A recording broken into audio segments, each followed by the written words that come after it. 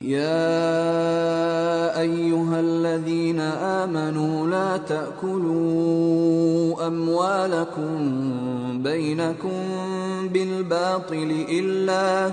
إلا أن تكون تجارة عن تراض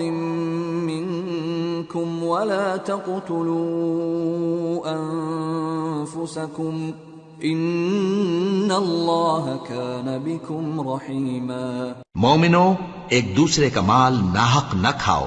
ہاں اگر آپس کی رضامندی سے تجارت کا لین دین ہو اور اس سے مالی فائدہ حاصل ہو جائے تو وہ جائز ہے، اور اپنے آپ کو ہلاک نہ کرو، کچھ شک نہیں کہ اللہ تم پر مہربان ہے۔ ومن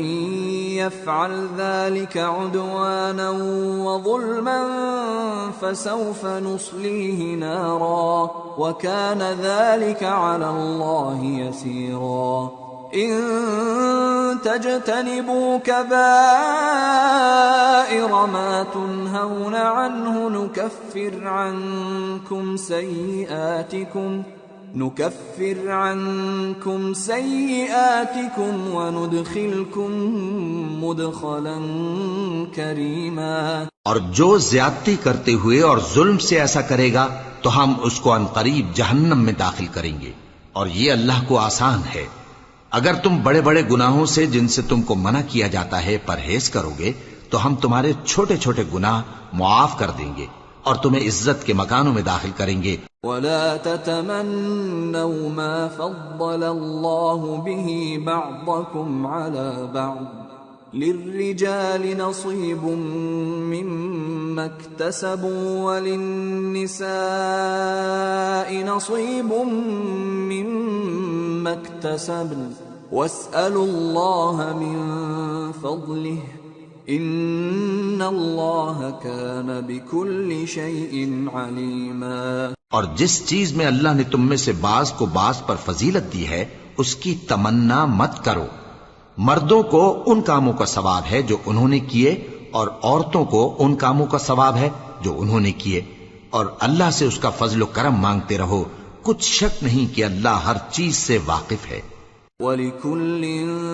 جَعَلْنَا مَوَالِيَ مِمَّا تَرَكَ الْوَالِدَانِ وَالْأَقْرَبُونَ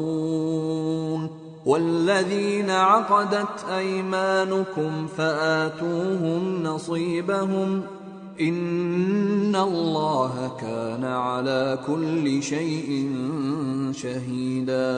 اور جو مال ماں باپ اور رشتہ دار چھوڑ مریں تو حقداروں میں تقسیم کر دو کہ ہم نے ہر ایک کے حقدار مقرر کر دیے ہیں، اور جن لوگوں سے تم عہد کر چکے ہو ان کو بھی ان کا حصہ دو، بے شک اللہ ہر چیز پر نگراں ہے۔ الرجال قوامون على النساء بما فضل الله بعضهم على بعض وبما أنفقوا من أموالهم فالصالحات قانتات حافظات للغيب بما حفظ الله واللاتي تخافون نشوزهن فعظوهن واهجروهن في المضاجع واضربوهن فإن أطعنكم فلا تبغوا عليهن سبيلا ان اللہ کان علیا